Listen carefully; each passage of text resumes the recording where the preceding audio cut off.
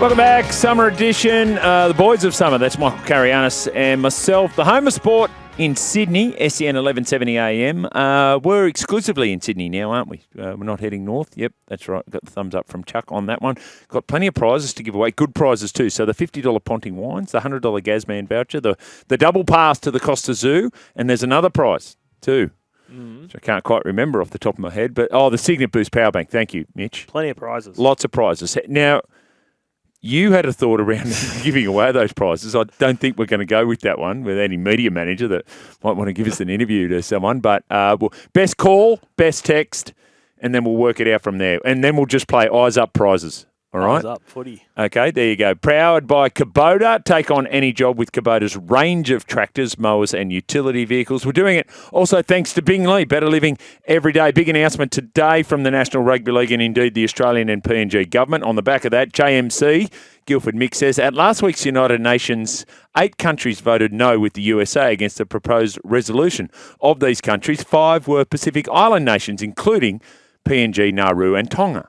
These votes are regarded as bargaining chips for poor countries. History may well show that PVL and ALBO were merely middlemen between the PNG PM and the US government. End result, US bases in one of the poorest, most corrupt and most dangerous countries in the region. That's from Guildford Mick. Now, I know you probably won't get a question today, but I'd love you to put your hand up and say, excuse me, Prime Minister, earlier today, Guildford Mick suggested that I would like to see. Burn one of the 2 questions Burn for one everyone. of the 2 questions using Guildford Mick. Anyway, thank you, Guildford Mick. Sounds like you've got a learned opinion on that one. Speaking of learned opinion, we'll give you ours on this. Desi Hasler's happy. Shakes the hands of every single person in the coach's box. And well he might. His side has hung on. It's a great victory. The Gold Coast 20. The Sharkies 16. Half-time, 30 points to 0. The Sharks leading the Titans. A clinical performance, a comprehensive performance. They are a bona fide top 4 side. As we continue our review of the NRL team's seasons, we make our way to 14th on the NRL ladder, which is so Gold Coast Titans, isn't it, to finish 14th. 8 wins, 16 losses. As mentioned, a huge year coming up for Desi Hasler. But Michael Carayannis, what did you see in 2024 from the Titans? More of the same. It's just been a similar theme for the Titans over the past couple of seasons where they show glimpses where you look at, okay, well, this side could be a top 8 side, and then they fall away. They can't get that continuity. And you said when we're speaking with Mark Braybrook, the fact that one of the potential strengths is all the players that they've got to try and. But if you can't work out how to use them, it becomes a weakness. Yes, and that's their problem, right? You look at that strike with Kinney, Fafita. Jojo Fafita. Then you've got, Jaden Campbell, AJ Brimson, and trying to find a way, particularly Kinney is a superstar, right? He's elite. AJ Brimson has played Origin, really good player. Jaden Campbell is a gun, like an attacking threat. Getting those 3 on the ball in the game will revolutionise this Titan side, but Justin Holbrook struggled to do it. Yes. And Des Hasler hasn't done it either. Okay. And that is the big question marks around the Titans is the ability to unlock that trio of talent. And if you can't do it, you need to move one of them on and use that money to shore up your roster in other ways. Because they got a lot invested there, right? But they just haven't found a way to make sure that all these players are on the field at the one time in the action. You feel like you've been eavesdropping on conversations I was having yesterday with around exactly that. So if we look at what the Gold Coast did this year, they were 14th in attack and 14th in defence. They should not be 14th in attack. And exactly. At all. They have a very, very good attacking side. So this comes back to my question around Des Hasler. Do we still view Des Hasler as an elite level, i.e. top 8, a top 8 coach in the National Rugby League? So I'm still prepared to say yes, but as you mentioned, this is a huge season. So last year, the problem we had with the Gold Coast Titans was the difference between their best performance and their worst performance, and sometimes that could happen in one game. Yeah. Play some really good footy at different stages and then not in other stages. But if you want to start looking at what it's going to look like for 2020, so 14th is disappointing. They need to be challenging for a top 8 position, as all clubs think they can do.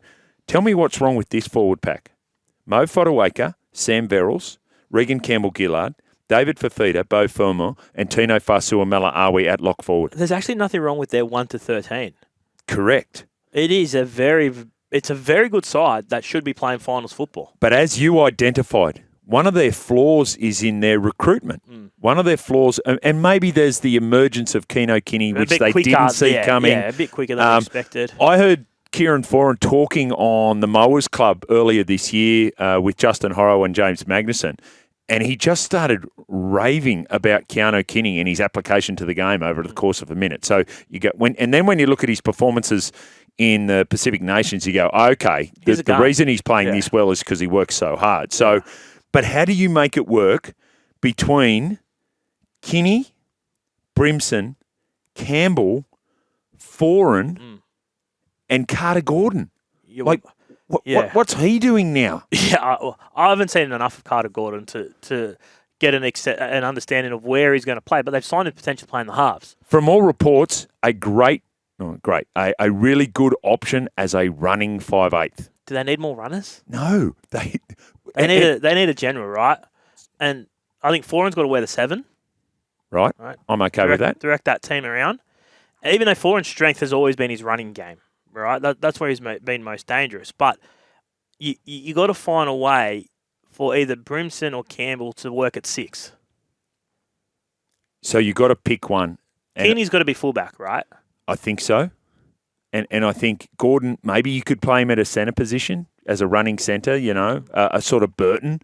Like if there's it's Burton. Is it okay? Right? So, and then if Foran's at halfback, you've got a decision to make between Jaden Campbell and AJ Brimson. Now, you've signed one of those guys and you've chewed up a lot of your salary cap, like 800, 850 for AJ Brimson to play 14. I would have been comfortable, and it's just the nature of the way that position. I would have been comfortable for them to have let one of those players go and sign a strike centre or a genuine half, right? Because AJ, they're all talented. This is not a knock on those players. No, that's right. They start in a lot of sides. Correct. They've just got too many of those players taking up. And when you don't know what position you're going to play or you're unsettled, it flows through the first half of the season. Because if you start poorly in the opening half of the season, you start flipping and changing and doing all this stuff, and it just doesn't work. So for mine, I would have relinquished one of them, either probably Brimson or Campbell, reluctantly, right? So the challenge around that is they're both locals too. Like you're pushing a local kid. I get out that, of but I'm not saying that's wrong, but like they could have done a deal with a club that was desperate for a fullback and got a strike centre, and the balance of the Titans roster would have been better for it. And that's not Correct. a knock on. That's Correct. not a knock on these players whatsoever. No, in fact, they're a strong bargaining chip. They are. Because they're so good. They are so good. Yes. And I think and it's one of those ones where it was like they were afraid to let them go because they know how good they are and they don't want it to cost them. But they're not getting the best out of those 3 players in the current situation. Okay, congratulations. You've just been appointed as the General Manager of Football at the Gold Coast Titans. You're going into a meeting with Des Hasler. You have the option of keeping either Brimson or Campbell. Let's presume they keep Kinney. Yep. I think I'd keep Campbell as a 6. I think Campbell's probably a run in 6. I think that can be very devastating. So, AJ, thanks very much. I know you're a Gold Coast junior. We've put a lot of money into your development. We've seen you become a State of Origin player. It's a tough call. But see you later, mate. It's a tough call. Go. It's a tough call. Where am I going? I don't care. Just go. No, I care because I'm getting a gun player in return. Well, that's right. You don't care where he goes. You just care the player coming back the other way. That's right, because you would have been able you would have been able to find a club that needed a fullback and would have got a centre out of it. See, everyone thinks you're this nice guy, well-mannered and good. Yeah, you've got a ruthless streak in you, haven't you, Michael? AJ Brimson could be playing Origin next year at a different club. Yeah. You know what? I agree with you. I think it's AJ. I was at a game a couple of years ago watching Jaden Campbell play, and there were just things during the course of the game where I went, this guy floats. He's just a mover. And the way that the game's played at the moment, if you have 4 in there at the moment, directing that side and controlling that side, and you've got Kinney and Campbell on the ball on either side of the field, that is strike. Yes, I agree. And let's go through all Jaden Campbell. Surely 5 kilos heavier this year. all that physical development that we thought 2 years ago, well, this is going to happen. Let's presume that's continuing to happen. So we think that the Jaden Campbell that we get in 2025 is better than the Jaden Campbell we got in 22 and 23 and 24. That's a scary proposition. It is. And then when you combine it with that forward pack that we've already talked about, and then you've got some Keenan Palacia and Cleese Haas and all these other, you go, all right, Des. It's a team. All right, Des. There's a team there. Let's take ourselves to the top 8. And then you gain some relevancy, right? Yeah. Because you talked about it a lot. Like, who cares? Gold Coast Titans. They're a privately owned franchise that are in a really difficult place to win. History says that. Yeah. I don't know why, but it says it. And a lot of people talk about the distractions, and I totally get that, right? But now's the time, Des. Yeah, I agree. Now is that time for the Titans side. You mentioned Regan Campbell-Gillard. He's a good signing for him, and he's. I think he was Parramatta's probably best prop this season. We spoke about that. He outplayed Junior, and I think he'll be a decent signing for him. David Fifita was poor this year. David Fifita is the best running back rower in the league, waiting to happen. How long He's do you waiting wait to for? happen. How long do you wait for? We saw glimpses of that combination with Foran at times, but he just didn't. Well, think about how well Angus Crichton played this year. Yeah. Did he play better than you thought he could? Yeah. Certainly for me. Yeah. Right? Oh, absolutely. Yeah. Oh, yeah. He was playing reserve grade, started the year in reserve grade. but he got State of Origin Player of the Series, the Wally Lewis Medal, right? So and deservedly so. Yeah. So and he's at an age where he's about 4 years older than Dave Fifita. It's to come for Dave. Yeah. And we haven't mentioned Tino's injury, right? Obviously a huge blow. Huge blow. But now, as you said, with that middle rotation of Tino, Fodawaker, and Campbell-Gillard. Can Tino ball play? Like, you just wonder what you want out of your lock forward. Because when I was putting that side, I said, well, you've got to have Mo in there. You've got to have Reg in there. You've got to have Tino in there. It depends what Des wants from his lock forward, I'd imagine. Yeah. So how he wants to play the game. And here's the other big part of it, and we don't want to mention it too much, and touch wood that it doesn't happen, but does Kieran Foran get 20 games plus this year? Yeah. Let's hope so, because if not, what are they doing for a halfback?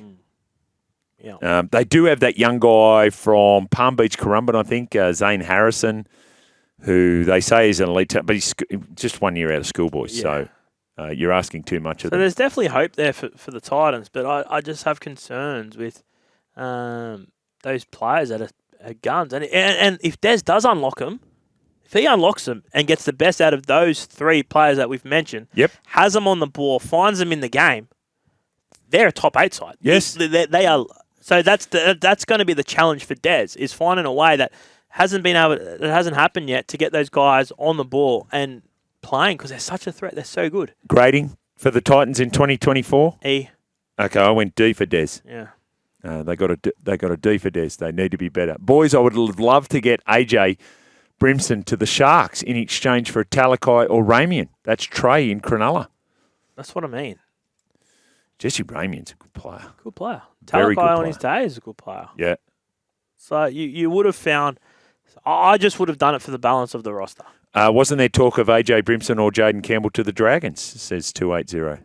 Long before they'd inquired, because of the reason I'm talking about, where a lot of clubs have inquired and gone, so what's doing with these guys? Do you need all 3?